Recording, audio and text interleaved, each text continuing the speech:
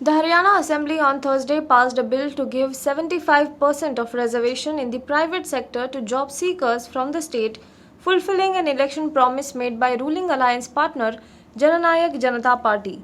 The Haryana State Employment of Local Candidates Bill 2020 provides the quota for local people in private sector jobs that offer a salary of less than Rs 50,000 a month.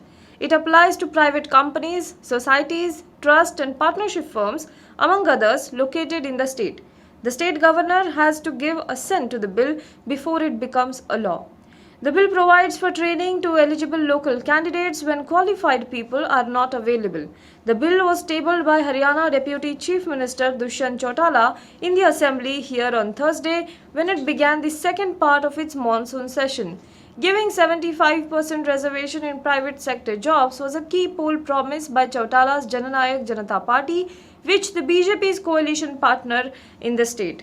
After the House passed the bill, Chautala said the promise made to lakhs of youths of the state has now been fulfilled.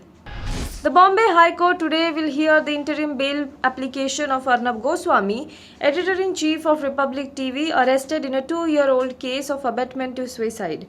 Arnab is accused of abetting the suicide of Anvay Naik and his mother in 2018.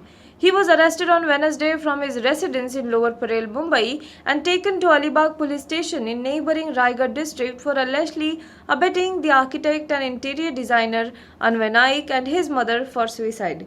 He was then produced in a court in Alibag which sent him to judicial custody till 18th of November. Arnab Goswami meanwhile filed a petition in the Bombay High Court terming his arrest as unlawful. He has requested to stop the investigation, direct the police to release him and cancel the FIR lodged against him. Justice S.A. Shinde and Justice M.S., a division bench of Bombay High Court, directed to make Akshata Naik, the widow of Anvay Naik, a defendant in the case. WhatsApp users will now also be able to pay through the instant messaging platform. The National Payments Corporation of India has given a green signal to WhatsApp to launch the UPI-based payment system. The instant messaging platform has been testing the payment method for 2 years, but the case was pending regarding privacy. Facebook was constantly in talks with the Government of India to launch the payment system on WhatsApp.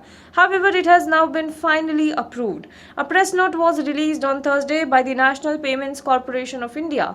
It said that the NPCI has given approval for WhatsApp payment system to go live in India.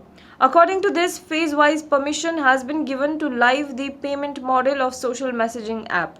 That is, it will be made live in many different phases. Initially, the company has been allowed to have 20 million UPI user base, but later it will be expanded to graded manner. Far-right media executive and Donald Trump's former chief strategist Steve Bannon has been permanently suspended from Twitter following his call for beheading US government's chief pandemic expert Dr. Anthony Fauci and FBI Director Christopher Wray. The move came even as Americans continued to wait for the results of the November 3 presidential elections. Bannon made the comments in a YouTube video on his controversial channel Steve Bannon's War Room. The right-wing pundit had been discussing steps that Republican incumbent Trump should take if he wins the election. President Donald Trump again claimed without evidence that Democrats were trying to steal the US election with illegal votes, saying that he would easily win the race against Joe Biden without the alleged interference. Joe Biden has racked up at least 253 of the 270 electoral votes that he needs according to US network projections and 264 if Arizona is included, which Fox News and the Associated Press have called in his favor, but the CNN hasn't. Donald Trump has amassed 214 electoral votes so far and is still in contention in several states that would afford the Republican incumbent a path to re-election.